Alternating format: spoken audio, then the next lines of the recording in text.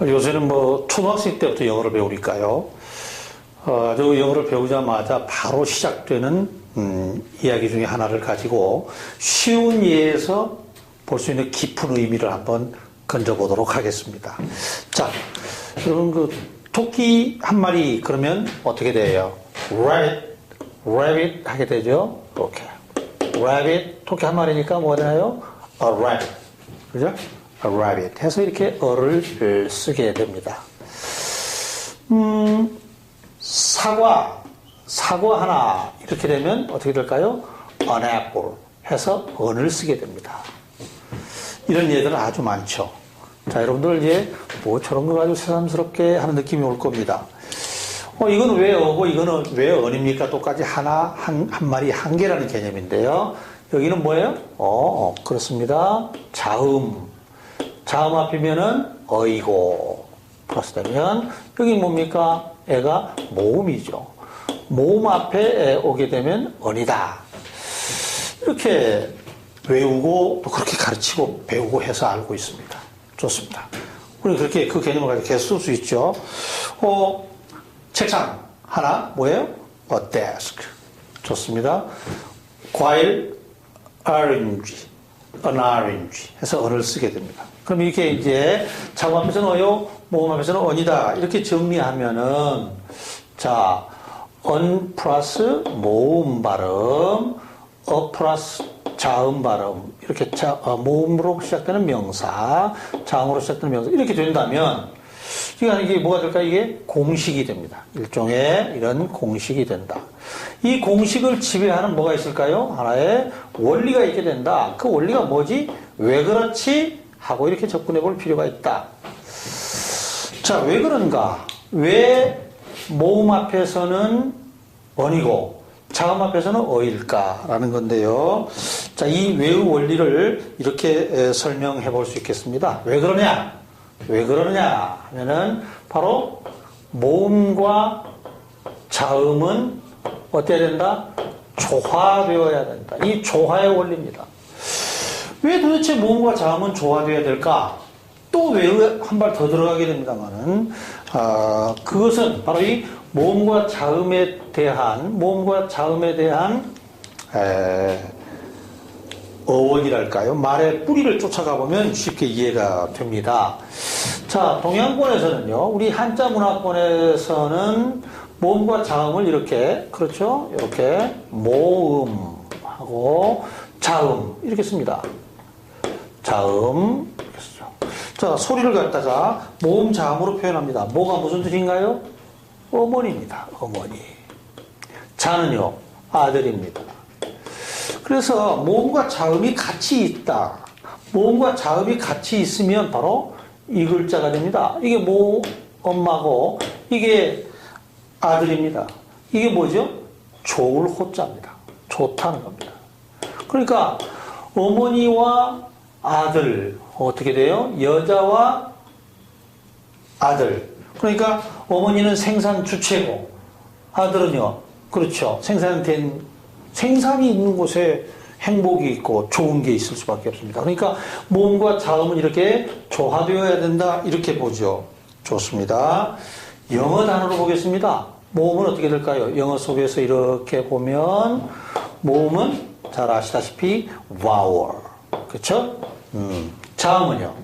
자음은 이렇게 consonant 하게 됩니다.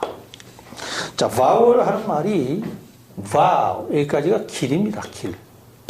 이건 뭐 명사 전미사로서 vowel 길입니다. 어떤 길일까요? 소리에 관계되는 길이라면 결국은 airstream 공기의 흐름입니다. 공기의 흐름을 얘기할 것입니다. 자, 자음의 consonant는 뭡니까? can 함께, son 소리, ant 하는 것, 함께 소리를 만드는 것이라고 이해할 수 있겠죠. 함께 소리를 하는 것. 그러니까 함께 소리를 만든다. 자음은 만들어진 소리인데 이 자음에 만들어진 소리가 공기의 흐름을 타고 가야 되겠죠.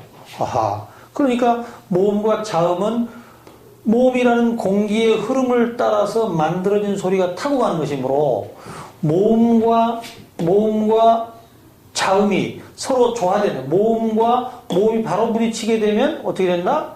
충돌 현상이 생겨서 발음의 조화의 원리가 깨지게 된다는 겁니다. 따라서 이 n을 넣어서 사이에 끼었으니까 흔히 전문용어로 매개자음이라고 합니다. 예를 들자면 여기서 n을 빼놓고 발음해 보세요. a apple. 얼마나 어렵습니까? an apple 하게 됨으로 해서 n을 넣은 가치가, 이 장치가 무슨 의미인지 쉽게 이해가 됩니다. 아하, 모음과 자음은 어떻게 돼야 조화돼야, 이렇게 이 한자적인 의미에서도 이렇게 철학적으로 접근이 되고, 이건 과학적으로 접근입니다. 공기의 흐름 속에다가 만들어진 소리를 얹어서, 어쩌면 폼나게 얘기해 보면은요, 모음이라는 강물 위에 자음이라는 꽃잎이 떠가는 것입니다. 그래서 모음과 자음은 서로 이렇게 조화의 원리를 갖게 되죠.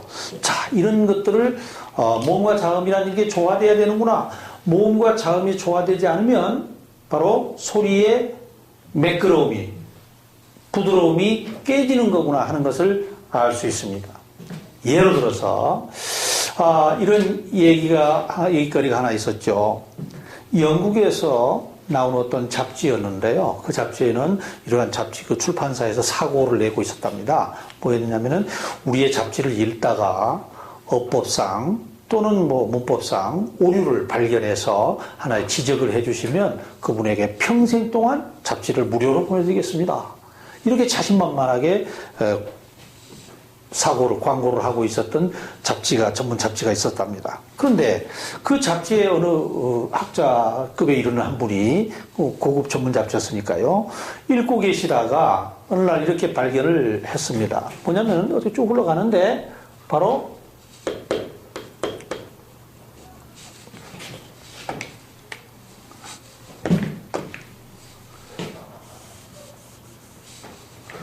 이런 부분을 보게 된 거죠. 역사가 한 명을 얘기하는 건데, 어니스타리안 하고 이거를 발견한 나머지 드디어 잘못을 발견했다 해서 그분을 발췌를 하고 엽서를 이렇게 해서, 옛날이니까요, 영국으로 이렇게 보냈답니다. 한 열흘쯤 있다가 답장을 받게 됐죠. 바로 이런 내용이었습니다. 이 단어의 H가 분명히 자음입니다. 자음이니까 어이스타리안 이렇게 해야 될 것 같은데 n을 이렇게 넣어져 있는 거예요. 그럼 이게 현상이 뭐였을까 하는 것이었는데요. 그 답의 내용은 이것이었습니다. 바로 이것의 액센트 문제였는데, 여기에 두 번째 음절에 액센트가 있다는 겁니다. 토 하는 말에 여기에 액센트가 있다는 것이죠. 여기 액센트가 있으니까 이 모음은 어때요? 약한 모음입니다. 그런데 여기에 H 발음, 양모음에 붙은 H 발음을 자음 성격을 세게 발음할 수 있는가? 아니라는 것입니다. H 발음도 또한 아주 약화되어 버린다는 것이죠. 여러분 이렇게 한번 해볼까요? 고향하고 따로 떨어져 한번 해보세요. 고향 하면 향의 발음이 됩니다. 근데 굉장히 빠르게 말할 때요, 너 고향이 어디야? 너의 고향이 어디야? 이렇게 발음할 때 보면 고향의 히읗 발음이 떨어져서 마치 고양이가 어디야? 하는 발음으로 들려오죠. 영어나 한국어나 마찬가지입니다. 이 H 발음이 그런 특성이 있죠. 그래서 여기 액센트가 이동을 하고 뒤쪽으로 이동을 하니까 H 발음이 매우 약화되고, 약화된 이 발음은 거의 묵음이 돼서 어떤 사려 깊은 사전에 보면 H 발음이 이렇게 반쯤 누워 있습니다. 세미사일런트라고 그러죠. 세미사일런트, 반묵음이 되어 있는 것입니다. 세미사일런트 되어 있는 이 발음은 거의 소리를 안 하니까 바로 N은 발음을 넣어서 이렇게 연결하면 어니스타리안. 그래서 어니스타리안과 같아지게 되는 것이죠. 그래서 어니스타리안 하는 발음에서 바로 이 H 발음은 발음하지 않아도 되는 발음이고, 발음의 경제성에 의해서 될 수 있는 발음이 줄여져 가니까 여기에는 N을 쓰는 것이, 즉 언을 쓰는 것이 몸 충돌을 막아주는 장치로 더 많이 응용된다라는 답을 받게 됐다는 것입니다. 자, 어떻습니까?